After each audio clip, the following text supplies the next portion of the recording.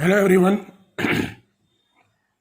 Start करिए આપણે chapter number 7 પ્રાણીઓમાં રચનાકીય આયોજન। આમ તો સિક્વન્સ પ્રમાણે ચેપ્ટર નંબર 6 આવે ભણાવવાનું, પણ ચેપ્ટર નંબર 6 આખું 11માના કોર્સમાં પૂછાવાનું નથી। હા, આપણે ભણાવવાનું નથી એવું નથી, એ છેલ્લે ભણાવીશું। રીઝન કે એનો 12th में पण कई खास एवो उपयोग आवतो नथी, बराबर। ने लास्ट में ये चेप्टर आपणे करीशुं। स्टार्ट करिए चेप्टर नंबर 7 प्राणियों में रचनाकीय आयोजन। तो सौथी पहला प्राणीनी रचना विषे समझीए। कोई पण ए पहला प्राणी शरीर में मुख्यत्वे कई कई पेशीओ जोवा मळे एनुं नॉलेज होवुं जरूरी छे। तो चर्चा करिए प्राणी पेशीनी। कोषोना कार्यने अनुलक्षीने तेनी रचना बदलाती रहे छे। मीन्स जेम जेम कोषोनुं कार्य बदलातुं जाय तेम तेम एनी रचना बदलाती जाय। जेवुं कार्य ए कार्यने अनुरूप कोषोनी रचना। पेशीनी व्याख्यामां बी आवुं ज आवतुं हतुं। कार्यने अनुलक्षीने कोषोमां थता परिवर्तनने थी पेशीनुं निर्माण थाय, बराबर। विभेदननी प्रक्रिया कहेवाय एने। तेथी पेशीओ जुदा जुदा प्रकारनी होय छे। दरेक पेशी एक सरखी होती नथी। प्राणी पेशीने 4 प्रकारमां वर्गीकृत करवामां आवे छे। मुख्यत्वे पेशीना प्रकार केटला? तो के 4। कई 4? 1 अधिच्छदीय पेशी, 2 संयोजक पेशी, 3 स्नायु पेशी, 4 चेतापेशी। आवा 4 मुख्य प्रकार प्राणी पेशीना होय।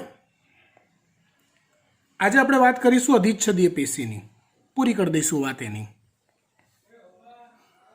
अधिच्छदीय पेशी आ पेशीमां एक मुक्त सपाटी होय छे। એટલે આ જે પેશી હોય ને, કઈ અધિચ્છદીય, એ પેશીમાં કેવું હોય, નીચે એક આધાર કલા હોય। આધાર કલા હોય, એ આધાર કલાની ઉપર कां तो एक स्तर में कां तो एक करता वधु स्तर में कोषो गोठवायेला होय। आ एक स्तर छे। आवुं एक करता वधु स्तर भी होई सके।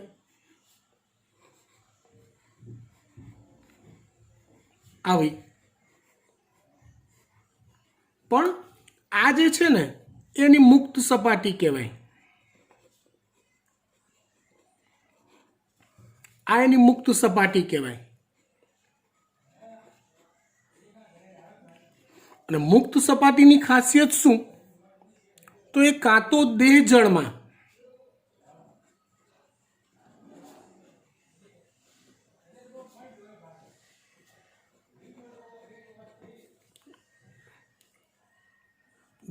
खुलती होय, कां तो पछी कोई शरीर के अंगनी सपाटी पर आवेली होय, रक्षणात्मक कार्य करती होय। दाखला तरीके विचारो तो आपणी त्वचा, तो त्वचा ए अधिच्छदीय पेशी छे। आवा प्रकारनी बहुस्तर धरावती होय एवी, बराबर। देहजड़ एटले समझो, दाखला तरीके देहकोष्ठ, शरीरनुं पोलाण, चेप्टर नंबर 4 एमां देहकोष्ठ शब्द आई गयो। तो देहकोष्ठ ने घेरीने जे बी आवरण होय ने ए ऑलवेज अधिच्छदीय पेशी ज होय। ने एनी आ मुक्त सपाटी ए देह जड़ એટલે કે દેહ કોષ્ઠમાં આવેલા પ્રવાહીમાં સંપર્કમાં આવેલી હોય। ખ્યાલ આવી વાત? ચલો દાખલા તરીકે આપણે વિચારો પાચન માર્ગનું પોલાણ સમજો। તો પાચન માર્ગનું પોલાણ ને ઘેરીને આવેલી હોય પાચન માર્ગની દિવાલ। તો પાચન માર્ગની દિવાલની અંદરની સપાટી પોલાણને ઘેરીને એ શેની બનેલી હોય? તો ઓલવેઝ અધિચ્છદીય પેશીની બનેલી હોય.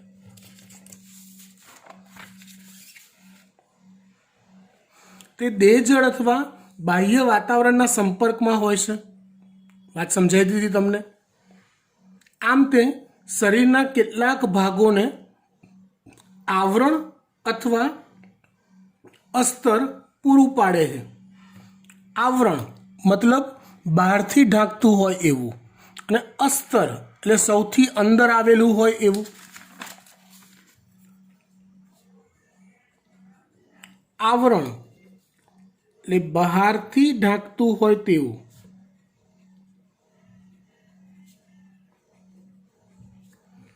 અને અસ્તર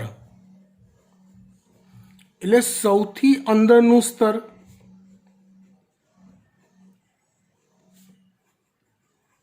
આપણે નહીં ઘણીવાર ડ્રેસ મટીરિયલ્સ હોય તો એમાં અસ્તર મુકાઈએ છીએ, સૌથી અંદર એક નવું લેયર મુકાઈએ છીએ.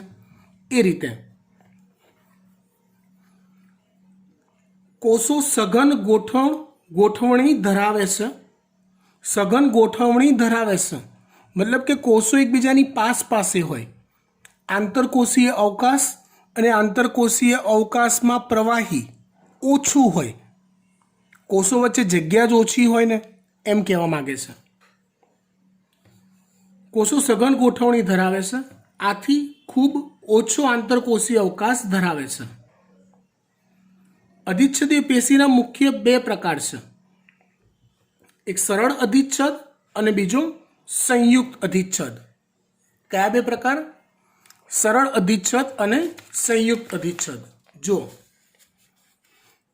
આવી આધાર કલા પર એક સ્તરીય ગોઠવણ હોય તેને સરળ અધિચ્છદ કહેવાય, અને આવી બહુસ્તરીય ગોઠવણ હોય તેને સંયુક્ત અધિચ્છદ કહેવાય. એક સ્તરીય ગોઠવણ હોય તો સરળ અધિચ્છદ, અને આવી બહુસ્તરીય ગોઠવણ હોય તો સંયુક્ત અધિચ્છદ. સરળ અધિચ્છદના કોષો એક સ્તરીય ગોઠવણી ધરાવે છે.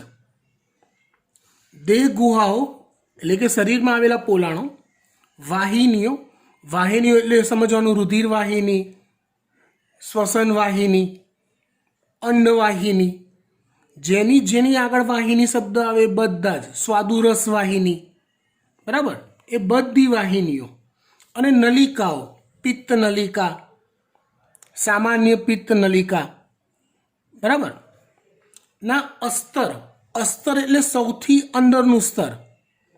અસ્તર એટલે સૌથી અંદરનું, મતલબ દાખલા તરીકે આ કોઈ વાહિની લઈ લો તમે, બરાબર, આખી વાહિની છે એટલે વચ્ચે પોલાણ હોય, વાહિનીનો અર્થ એવો થાય તો એનું અસ્તર મતલબ કે સૌથી અંદરનું સ્તર. આ સ્તર એ સરળ અધિચ્છદ પેશીનું બનેલું હોય. સંયુક્ત અધિચ્છદ એક કરતાં વધુ સ્તરીય ગોઠવણ ધરાવે છે. તે રક્ષણાત્મક કાર્ય કરે છે, જેમ કે ત્વચા. ક્લિયર? ડન. કોષોના રચનાત્મક રૂપાંતરણને આધારે સરળ અધિચ્છદ પેશીને 3 પ્રકારમાં વિભાજિત કરવામાં આવે છે. સરળ અધિચ્છદ પેશી ખરી, એટલે આમ અધિચ્છદ પેશીના 2 પ્રકાર, સરળ અને સંયુક્ત. બરાબર.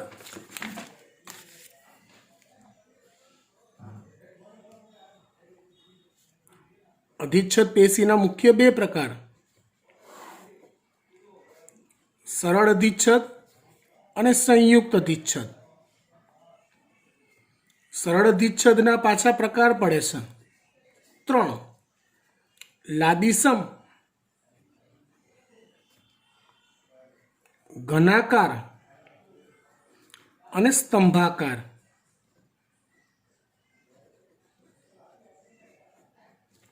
આ સરળ અધિચ્છદના 3 પ્રકાર પડે.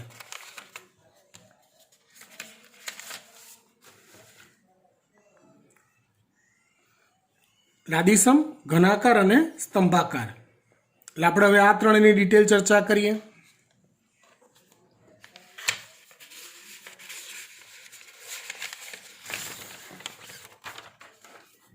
એક જ મિનિટ, થોડુંક સેટિંગ કરી દઈએ.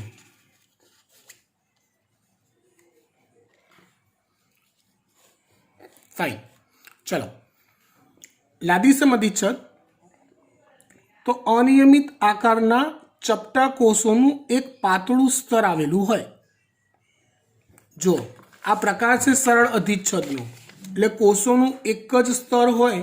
આધાર કલા પર એ નક્કી, આધાર કલા પર કોષોનું એક જ સ્તર હોય.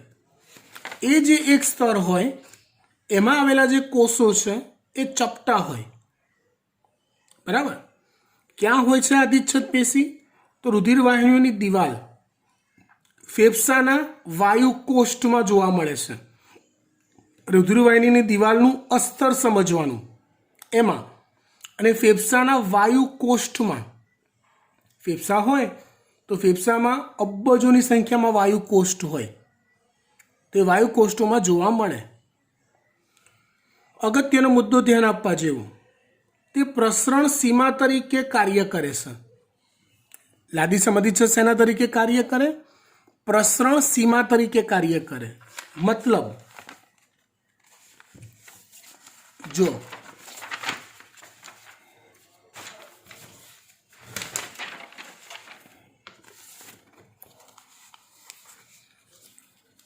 હું એવું કહેવા માગું છું કે ધારો કે આ પાતળી રુધિર વાહિની છે, જેને આપણે રુધિર કેશિકા કહી દઈએ. તે રુધિર કેશિકામાંથી રુધિરમાં રહેલા પોષક દ્રવ્યો અને ઓક્સિજન, પોષક દ્રવ્યો અને ઓક્સિજન એ શરીરની જુદી જુદી પેશીઓ સુધી પહોંચાડવામાં આવે છે. એવી રીતે પેશીઓમાં સર્જાયેલા CO2 અને ઉત્સર્ગ દ્રવ્ય એ રુધિરમાં જાય છે. તો એ જે પ્રસરણની ક્રિયા થઈ કોની? O2 અને પોષક દ્રવ્યોની. કઈ તરફ? રુધિર વાહિનીઓથી કોષો કે પેશીઓ તરફ, અને કોષો કે પેશીઓમાંથી CO2 અને ઉત્સર્ગ દ્રવ્યોની રુધિર વાહિનીઓ તરફ. તે પ્રસરણનું કામ થયું. તો એ જગ્યાએ લાદીસમ અધિચ્છદ હોય. એવી રીતે ધારો કે આ ફેફસાનું વાયુ કોષ્ઠ છે. સમજો આ વાયુ કોષ્ઠ છે. તમે શ્વાસ લો એટલે વાયુ કોષ્ઠ હવાથી ભરાય, તો એમાંથી ઓક્સિજન અંદર રુધિરમાં જાય.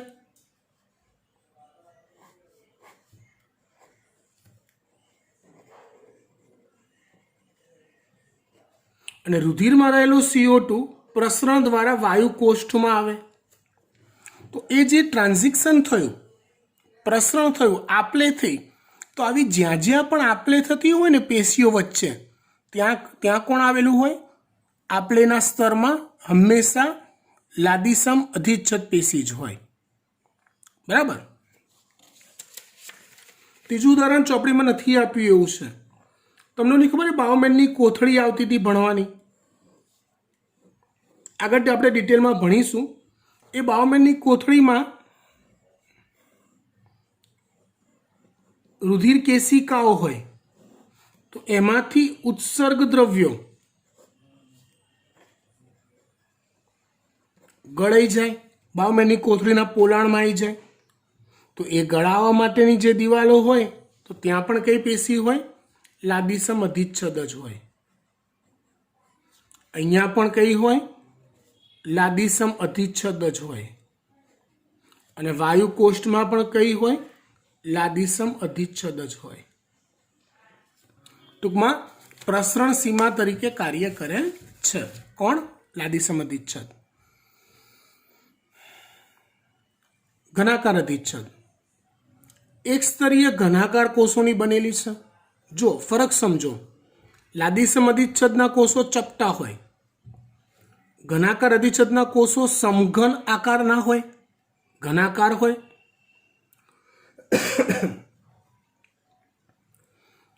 ગ્રંથિઓની નલિકાઓ, ગ્રંથિઓની નલિકા, દાખલા તરીકે સ્વાદુપિંડ.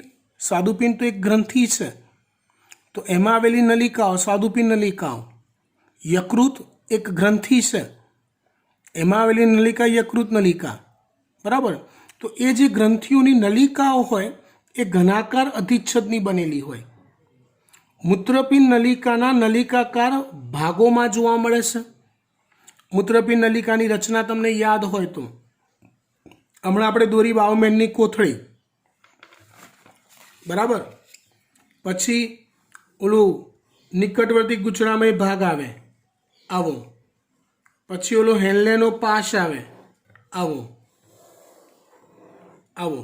પછી ઓલો દૂરસ્થ ગૂંચળામય ભાગ આવે. આવી રચનાઓ હોય તો એનો આ જે નલિકામય ભાગ જે છે આ બધો, એ સમગ્ર નલિકામય ભાગમાં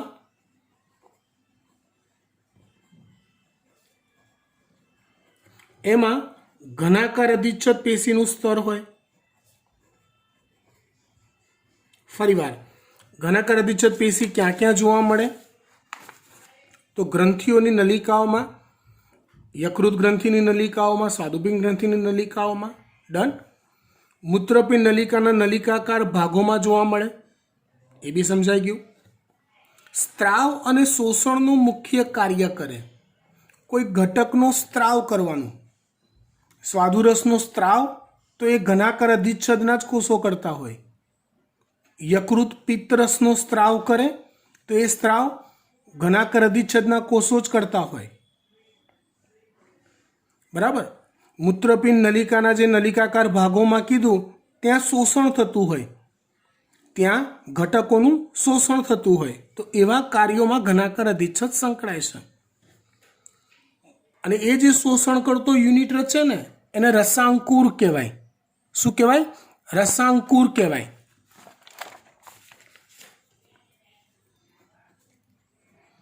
એટલે ઘનાકાર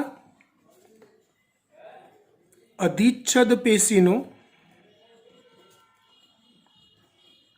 શોષણ કરતો એકમ જે રચાય એને રસાંકુર કહેવાય છે. શું કહેવાય છે એને? રસાંકુર કહેવાય છે. તો એની નિકટવર્તી ગૂંચળામય ભાગની અધિચ્છદીય સપાટી પર સૂક્ષ્મ રસાંકુરો આવેલા હોય છે, જે કોનું કામ કરતા હોય? શોષણનું કાર્ય કરતા હોય. પતી ગઈ વાત. ત્યાર પછી વાત કરીએ સ્તંભી અધિચ્છદની. લાંબા અને પાતળા કોષોના એક સ્તરથી બનેલ હોય. જો આ સરળ અધિચ્છદ છે, 3 એ 3, એટલે કોષોનું એક સ્તર હોય નક્કી. આ ચપટા કોષો હોય, આ ઘનાકાર હોય, આ થાંભલા જેવા એટલે લાંબા અને પાતળા કોષો હોય. ખબર પડી? કંઈક આ રીતે.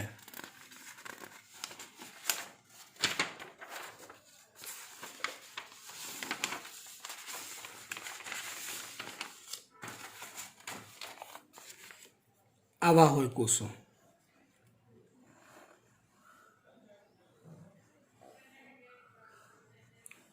આવા.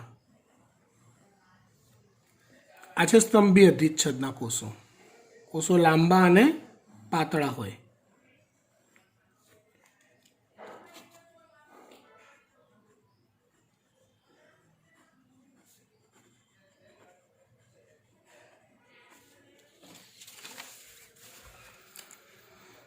તેમના કોષ કેન્દ્રો તલસ્થ ભાગે હોય છે.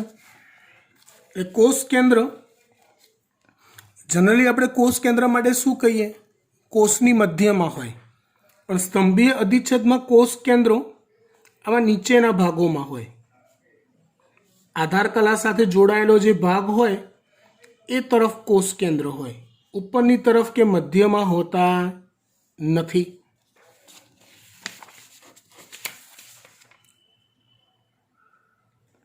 તેમની મુક્ત સપાટી સૂક્ષ્માંકુરો એટલે કે સૂક્ષ્મ રસાંકુરો ધરાવતી હોઈ શકે છે.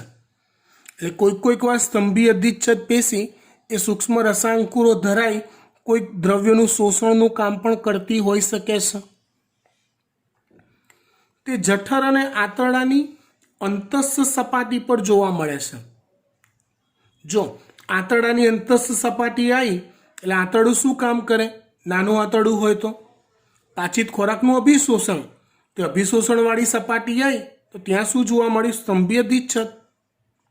જઠર છે તો જઠરની જે દિવાલ હોય એ જઠર દિવાલમાંથી જઠરરસનો સ્ત્રાવ થાય. કોનો સ્ત્રાવ થાય? જઠરરસનો સ્ત્રાવ થાય. તો એ સ્ત્રાવનું કામ પણ કોણ કરતી હોઈ શકે? સ્તંભીય અધિચ્છદ હોઈ શકે. મુખ્ય કાર્ય સ્ત્રાવ તથા શોષણનું. ડન? ઓકે. હવે આ જ ત્રણ પ્રકાર છે મુખ્ય આકારને આધારે, પણ કંઈક નવું વેરિએશન હોય એને આધારે બીજા પ્રકાર બી પડે છે. જેમ કે હું કહું છું પક્ષમલ અધિચ્છદ. જો ઘનાકાર કે સ્તંભાકાર કોષોની મુક્ત સપાટી પક્ષમો ધરાવતી હોય તો તેને પક્ષમલ અધિચ્છદ કહે છે. એટલે અમુક્ત સપાટી હોય ત્યાં ધારો કે પક્ષમો હોય તો એ સ્તંભીય અધિચ્છદ તો કહેવાય જ, પણ એને પક્ષમીય કે પક્ષમલ અધિચ્છદ પણ કહેવાય.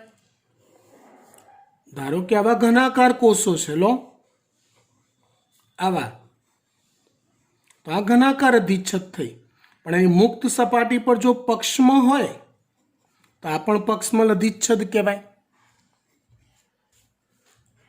ટૂંકમાં પક્ષમ ધરાવતી હોય એવી ઘનાકાર કે સ્તંભાકાર અધિચ્છદને પક્ષમલ અધિચ્છદ કહેવાય. તે સૂક્ષ્મ કણો અથવા શ્લેષ્મને ચોક્કસ દિશામાં ધકેલવાનું કાર્ય કરે છે. દાખલા તરીકે તમને સમજાવું, આપણો પાચન માર્ગ છે એનું પોલાણ તરફનું જે કોષોનું સ્તર હોય એ પક્ષમલ અધિચ્છદ હોય છે. મોઢામાંથી લાળ અથવા શ્લેષ્મ સતત અંદર ઉતરતું જાય. તમે ખોરાક ચાવો છો તો એ ચાવતા ચાવતા કોળીઓ અંદર ઉતારી દીધો, પણ નાની નાની કણીઓ રહી ગઈ, એનું શું?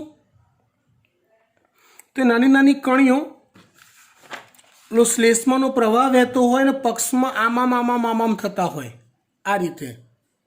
તો એ નાના નાના ઘટકોનું ચોક્કસ દિશામાં વહન કરવાનું કાર્ય કરે. કોણ? પક્ષમી અધિચ્છદ. એવી રીતે મૂત્રપિંડ નલિકા લઈ લો તો મૂત્રપિંડ નલિકામાં પણ પક્ષમ ધરાવતા કોષો હોય છે, મૂત્રનું ચોક્કસ દિશામાં વહન કરવાનું કાર્ય કરતા હોય છે. એ રીતે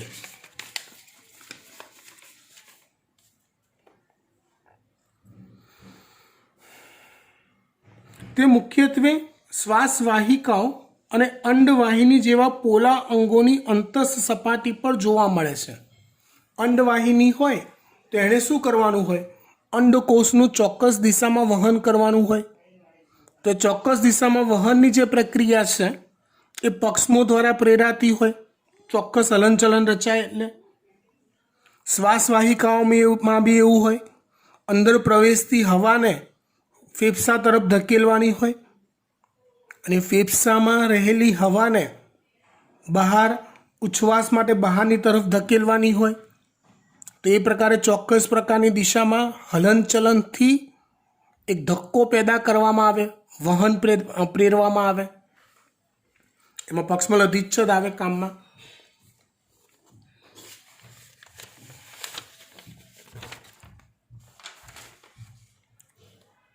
ત્યાર પછી આવે છે ગ્રંથિલ અધિચ્છદ. આ પણ સ્તંભી અને ઘનાકારને જ અંદરનો આવતો પ્રકાર છે. કેટલાક સ્તંભાકાર કે ઘનાકાર કોષો સ્ત્રાવ કરવા માટે વિશિષ્ટ અને રૂપાંતરણ પામે છે અને તેઓને ગ્રંથિલ અધિચ્છદ કહે છે. ચોક્કસ પ્રકારના દ્રવ્યોનું સ્ત્રાવ કરતું હોય, જો ઘનાકાર કોષોનો સમૂહ કે સ્તંભાકાર કોષોનો સમૂહ, તો એને ઘનાકાર અધિચ્છદ તો કહેવું હોય તો કહેવાય જ, સ્તંભાકાર અધિચ્છદ કહેવું હોય તો કહેવાય જ. પણ કોઈ ચોક્કસ દ્રવ્યનો સ્ત્રાવ કરે છે ને, ચોક્કસ દ્રવ્યનો સ્ત્રાવ કરે છે ને, હા, તો એને ગ્રંથિ અધિચ્છદ પણ કહેવાય.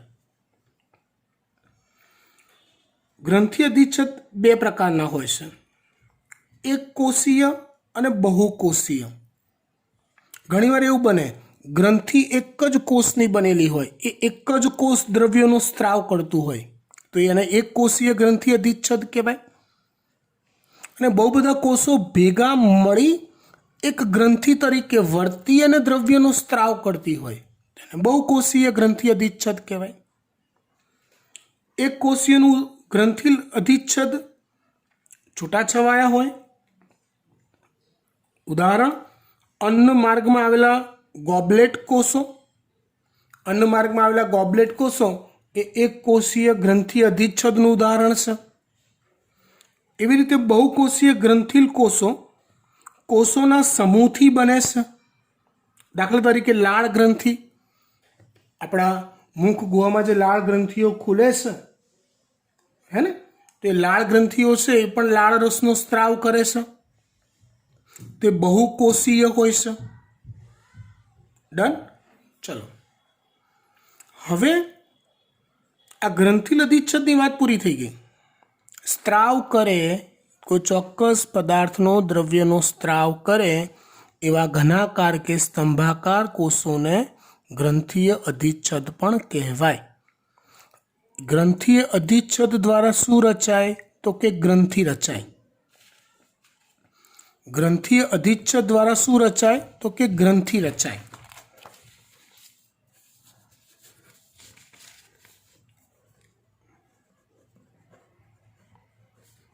ગ્રંથિય અધિચ્છદ દ્વારા ગ્રંથિ રચાય, જે કોઈ દ્રવ્યનો સ્ત્રાવ કરતી હોય. હવે આવી ગ્રંથિઓના બે પ્રકાર છે. એક અંતઃસ્ત્રાવી ગ્રંથિ અને બે બહિર્સ્ત્રાવી ગ્રંથિ. ગ્રંથિઓના કેટલા પ્રકાર હોય? બે. અંતઃસ્ત્રાવી ગ્રંથિ અને બહિર્સ્ત્રાવી ગ્રંથિ. આ બંનેની કોમન વાત, કોઈકનો કોઈક દ્રવ્યનો સ્ત્રાવ કરે. બહિર્સ્ત્રાવી ગ્રંથિ એટલે શું તો કે તેનો સ્ત્રાવ, જે દ્રવ્યનો સ્ત્રાવ કરે એ દ્રવ્ય ક્યાંક ને ક્યાંક ઉપયોગમાં આવતું હોય. કોઈ પણ સ્ત્રાવ ખાલી ખાલી થતો ના હોય. તેનો સ્ત્રાવ ચોક્કસ નલિકામય માર્ગ દ્વારા, તેનો સ્ત્રાવ ચોક્કસ નલિકામય માર્ગ દ્વારા લક્ષ્યાંગ અંગ સુધી પહોંચતો હોય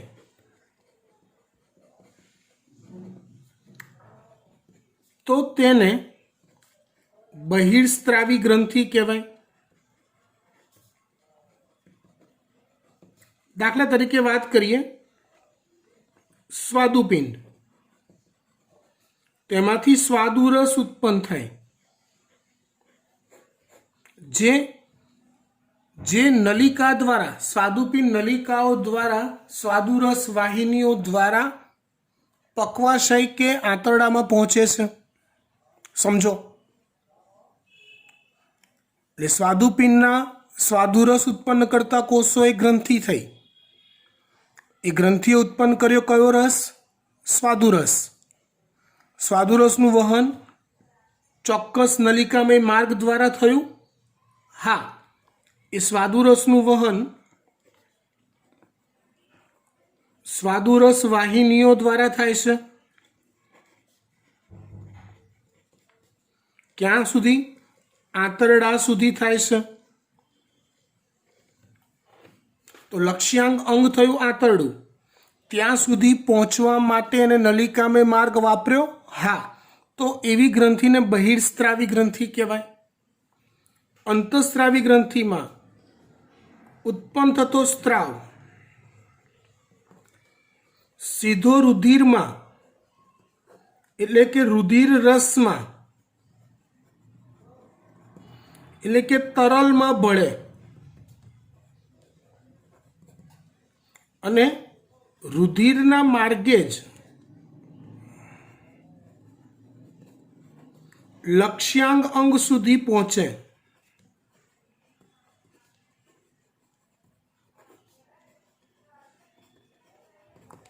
તો તેને અંતઃસ્ત્રાવી ગ્રંથિ કહેવાય. ગ્રંથિ એ ઘનાકાર કે સ્તંભી અધિચ્છદની બનેલી હોય. હું તમને કહું પિચ્યુટરી ગ્રંથિ, તો ગ્રંથિના કોષો ઘનાકાર કે સ્તંભીય જ હોય, પણ એનો ઉત્પન્ન થયેલો રસ રુધિર દ્વારા લક્ષ્યાંગ અંગો સુધી પહોંચે છે. કોઈ ચોક્કસ નલિકામાં માર્ગ એને એલોટ કરેલો નથી, રુધિર મારફતે જાઓ. આ કેવો તફાવત થયો? પેલું BRTSમાં KMTSમાં ફરો અને સ્પેશિયલ વ્હીકલમાં જાઓ, એવો તફાવત થયો. રુધિર છે એક કોમન ટ્રાન્સપોર્ટ સર્વિસ છે આખા બોડીની.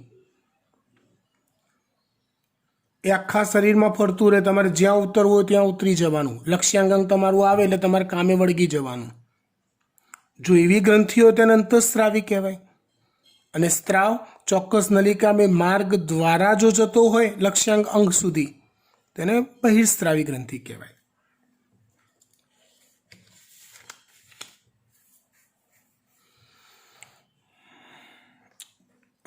ફરીવાર આવી જઈએ આપણે. સ્ત્રાવના નિકાલના પ્રકારને આધારે ગ્રંથીય અધિચ્છદથી બનતી ગ્રંથિઓને બે પ્રકારમાં વહેંચવામાં આવે છે, એક બાહ્યસ્ત્રાવી અને અંતઃસ્ત્રાવી. બાહ્યસ્ત્રાવી ગ્રંથિ એ શ્લેષ્મ, લાળ, કર્ણનું મીણ, કાનમાં જે મીણ જેવો ચિકાસ હોય એ, તેલ એટલે સ્કિનમાં જે ઓઇલી પણું જે નીકળે બહાર એ, દૂધ, સ્ત્રીની સ્તન ગ્રંથિ, પાચક ઉત્સેચકો અને અન્ય કોષીય નિપજોનો સ્ત્રાવ કરે છે. આ બધી નિપજો વાહિનીઓ તથા નલિકાઓના માધ્યમ દ્વારા નિકાલ પામે છે, ચોક્કસ માર્ગ દ્વારા, જેને બહિર્સ્ત્રાવી ગ્રંથિ કહેવાય. અંતઃસ્ત્રાવી ગ્રંથિઓ વાહિનીઓ ધરાવતી નથી, તેની નિપજને અંતઃસ્ત્રાવ કહે છે, જે ગ્રંથિમાંથી સીધા તરલમાં એટલે કે રુધિરમાં સ્ત્રવિત થાય છે.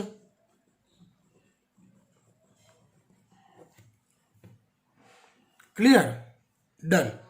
અહીંયા સરળ અધિચ્છદ પેશીની વાત આપણે પૂરી કરીએ છીએ. જો આપણે વાત કરી રહ્યા છીએ કોની? તો કે અધિચ્છદ પેશીની. એના કેટલા પ્રકાર કીધા? બે, સરળ અને સંયુક્ત. એક સ્તર ધરાવતું હોય તો સરળ, બહુસ્તરીય હોય તો સંયુક્ત. એ સરળમાં કોષોના આકારને આધારે ત્રણ પ્રકાર પડ્યા. ચપટા કોષો હોય તો લાદીસમ, ઘનાકાર કોષો હોય તો ઘનાકાર, પાતળા લાંબા કોષો હોય તો સ્તંભાકાર. બરાબર? એ ત્રણેયની વિશિષ્ટ વાત કરી. પછી એવું કીધું આ ઘનાકાર અને સ્તંભાકારની અંદર જ જો પક્ષમ ધરાવે તેને પક્ષમલ અધિચ્છદ કહેવાય. એવી જ રીતે ઘનાકાર અને સ્તંભાકારમાં જો કોઈ દ્રવ્યનો સ્ત્રાવ કરે તો એને ગ્રંથીય અધિચ્છદ કહેવાય.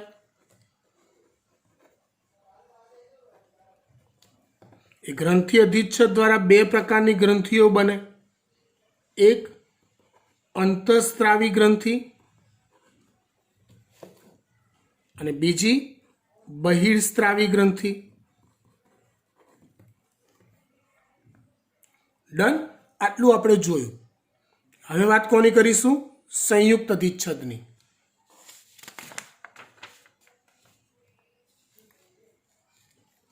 સંયુક્ત અધિચ્છદ એક કરતાં વધારે સ્તરની બનેલી હોય છે. સ્તરો બહુ બધા હોય એટલે સ્ત્રાવ અને શોષણમાં તેની ભૂમિકા સીમિત એટલે ઓછી, લિમિટેડ. એટલે બહુ ઓછી જગ્યાએ સ્ત્રાવ અને શોષણનું કામ કરે. એનું મુખ્ય કાર્ય રક્ષણનું હોય. મુખ્ય કાર્ય રાસાયણિક અને યાંત્રિક તાણ સામે રક્ષણ પૂરું પાડવાનું હોય છે. રાસાયણિક અને યાંત્રિક. જેમ કે આપણી ત્વચા છે તો ત્વચા સતત ઘર્ષણમાં આવતી હોય તો યાંત્રિક તાણ થયો કહેવાય. તો યાંત્રિક તાણ સામે ત્વચા રક્ષણ આપે આપણને એમ. રાસાયણિક તાણ તો રસાયણો સતત પ્રવાહી સતત વહ્યા કરતું હોય સતત, તેનું બી ઘર્ષણ અનુભવાય. તો એવી જગ્યાઓ હોય શરીરની ત્યાં પણ દાખલા તરીકે આપણે મૂત્ર ત્યાગ કરતા હોઈએ તો મૂત્ર માર્ગના જે કોષો છે, સમજો એ મૂત્ર માર્ગના જે કોષો છે એ કોષોમાં સંયુક્ત અધિચ્છદ પેશી હોય.